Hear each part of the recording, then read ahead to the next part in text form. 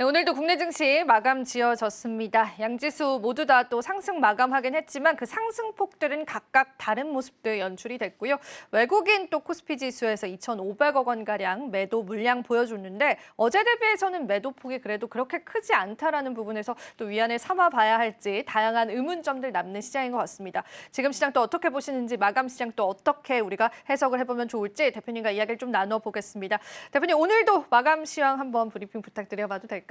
네, 우선 전체적인 외인의 수급 부재는 다소 좀 아쉬운 부분들, 특히나 한 5거래일 연속 외인의 수급 유입 효과 이후에 전반적인 어떤 금리 동결 가능성들이 좀 높아졌던 그런 부분들이 수급적인 부담으로 좀 작용을 했었고, 환율의 방향성도 지금 하방보다는 상방보다 현재 기조를 좀 유지하는 그런 부분들이 일시적인 부담이 좀 될 수 있겠는데, 이번 주는 저는 좀 냉정하게 좀 말씀드리면 다소 보수적인 투자 전략을 유지해야 되는 시점이 아닌가라고 좀 말씀드리겠는데, 첫 번째가 이번 12월 생산자 물가지수 그리고 소비자 물가지수가 시장의 전망치를 좀 부합은 하겠지만 11월 대비해서 지금 PPI 경우에도 0.3% 정도가 좀 상승이 좀 예상되고 있죠.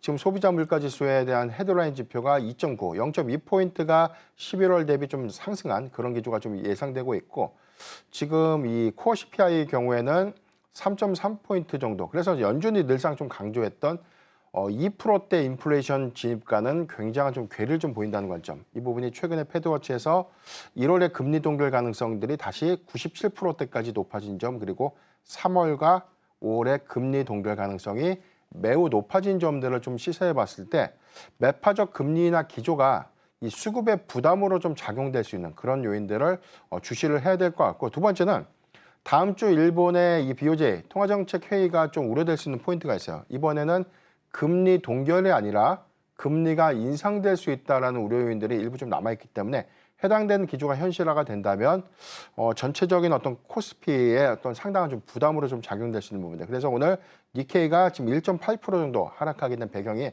금리 인상에 관련된 우려감들이 일부 좀 반영될 수 있는 부분인데, 이 부분은 다시 한번 재해석해 본다면 NK 트레이드 관련된 노이즈가 한 번쯤 더 부각이 될 수 있다는 부분들을 감안해 볼 때 지금 뭐 전체적인 어떤 포트 확장보다는 좀 유연한 대처가 좀 필요한 시점이 아닌가라고 좀 판단해 보겠습니다.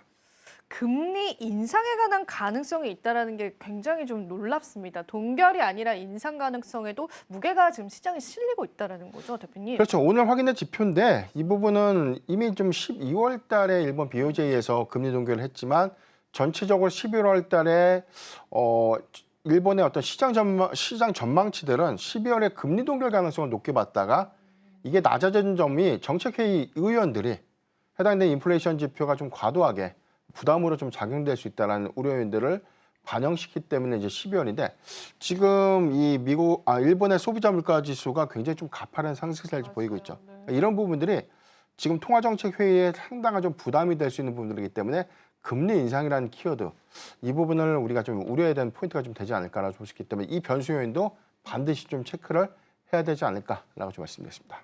매크로 변수 역시나 우리가 체크를 해봐야 될 것 같습니다. 자, 그렇다면은 또 오늘 시장을 뜨겁게 달궜던 핫섹터 한번 전략 받아보도록 하겠습니다. 오늘의 핫섹터 바로 살펴볼 텐데요. 첫 번째 핫섹터 살펴보겠습니다.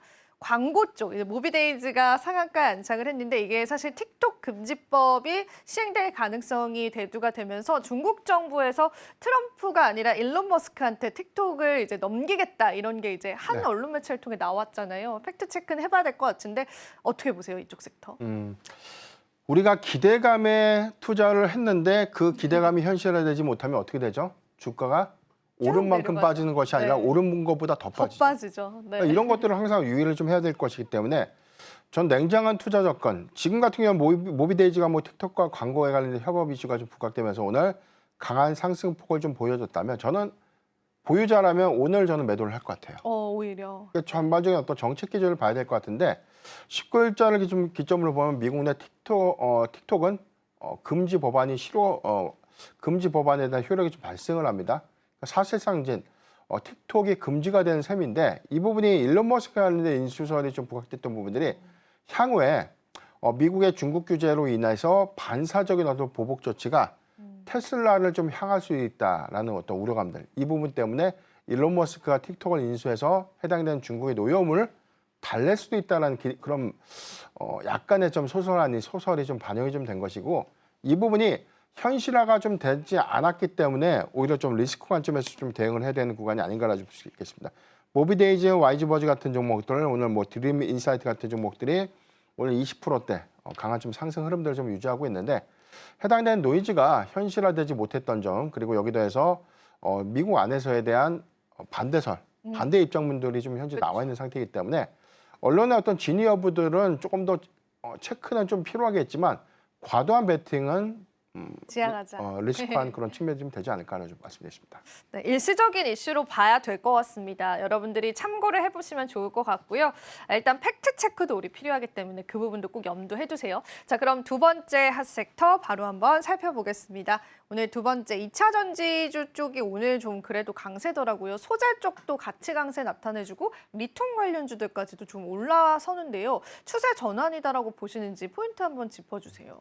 오늘 2차 전지 섹터가 오늘 전반적인 상승폭을 확대시켰기 때문에 무슨 일이 있나 그러게요. 라고 좀 판단해서 저도 열심히 찾아봤지만 해당되는 이슈는 좀 없었던 것 같고, 크게, 그죠? 네. 전체적인 어떤 포인트는 두 가지 같아요. 트럼프 취임을 앞두고 첫 번째 IRA 세액공제 관련된 노이즈, 두 번째 전기차 보조금 정책에 관련된 노이즈들이 상당히 주가에 좀 반영이 됐는데, 물론 이제 4분기까지에 대한 전기차 출하량들이 좀 감소됐던 부분들 원인이 좀 될 수 있겠고, 다만 좀 긍정적인 요인으로 볼 수 있는 부분들이 JP 모건이 테슬라에 대한 목표 주가를 대폭적으로 좀 상회했고, 뭐 크게는 투자사들이 $800까지를 봐야 된다라고 좀 강조했던 부분들이 전반적인 뭐 전기차에 관련된 어떤 기업 가치를 좀 넘어서 자율주행과 로봇이라든가 기타 부가적인 산업의 어떤 확장성까지를 모두 다 고려했던 테슬라발 이슈가 일부 좀 수급적인 측면의 기대 요인으로 좀 작용됐던 그런 점들을 좀 고려를 해봐야 될 것 같고요.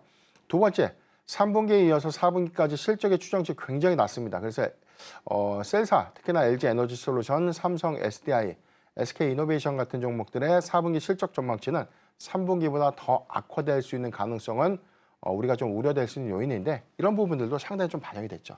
이미 반영이 됐다. 그렇죠. 네. 그런데 기대할 수 있는 포인트들은 2025년도 유럽의 전기차 판매량이 증가될 수 있다. 2024년도 대비해서 한 20% 정도 상향이 좀 예상될 수 있는 부분이, 이 부분은 탄소 중립 정책, 배기가스 배출 규제에 관련된 시행이 올해 상반기에 본격화됩니다. 이 부분에 전기차 구매 한도라는 그 비율이 좀 신설이 되는 것들이 발효가 되는 건데, 전기차를 의무적으로 좀 팔아야 됩니다. 그렇다면 비싼데 안 팔리는 걸 어떡합니까? 그렇다는 것은 유럽 안에서 전기차의 보조금이 다시금 부활될 수 있는 정책 기조 변화를 주목해 본다면, 유럽에서의 관련된 판매량들이 일시적으로 좀 증가될 수 있는 요인들, 여기 더해서 미국의 경우에는 전기차 보조금에 관련된 폐지 악재가 있지만, 뭐 캘리포니아, 그다음에 뭐 뉴욕주를 좀 중심으로 해서 대다수 한 열 몇 개 주들이 자체적인 전기차 보조금을 지급할 수 있다라는 어떤 입장들이 긍정적인 어떤 이 기대 요인으로 좀 작용할 수 있기 때문에 2024년도보다 완화된 2025년도의 전기차, 그다음에 2차 전지의 어떤 실적 개선 포인트들을 주목해 볼 필요가 있지 않을까라고 좀 판단하고 있습니다. 네, 우리가 또 같이 한번 2차 전지 관련주도 체크해봤고요. 바로 한번 또 세 번째 핫섹터 살펴보도록 하겠습니다. 반도체 재료나 부품 쪽도 오늘 움직였습니다. DNF는 특히나 삼성전자랑 SK하이닉스에 또 재료를 납품하는 그런 기업이기도 한데요. 이쪽 섹터 어떻게 보실까요? 오늘 노이즈가 좀 일부 나왔던 것이 다시금 블랙엘의 발열 이슈가 또 발열 나왔죠. 이슈가 나왔어요. 그러니까 이거는 계속해서 단발성으로 좀 나올 수 있는 이슈가 아니에요. AI 칩이 다 좋고 굉장히 연산철이 빨라서 좋은데, 한 가지 안 좋은 게 전기를 너무 많이 먹죠. 전기를 먹는 것은 가동을 위해서 먹는 것이 아니라 너무 열이 많이 발생되다 보니까 데이터 센터의 열을 빨리 식히는, 여기에 열 관리라는 비용들에 대한 전력 수급이 더 들어가요. 그러니까 우리가 좀 잘못 알고 있는 상식이, AI 칩이 활성화가 되니까 AI 칩, 특히나 뭐 데이터 센터가 전기를 많이 먹는다, 이렇게 좀 오인을 하고 있는데, 데이터 센터를 운영하기 위해서 열을 많이 먹기보다 여기서 발생되는 열을 식히기 위한 전기가 더 많이 소요가 된다는 측면들을 좀 고려해 보면, 앞으로 원천적인 소재를 열 발생을 좀 낮출 수 있는 소재가 좀 무엇이 있을까? 이런 말처럼 뭐 방열 시트라든가 방열 기판, 유리 기판 같은 그런 특수 소재에 관련된 적용 기대감들이 일부 좀 부각이 된 것이고요.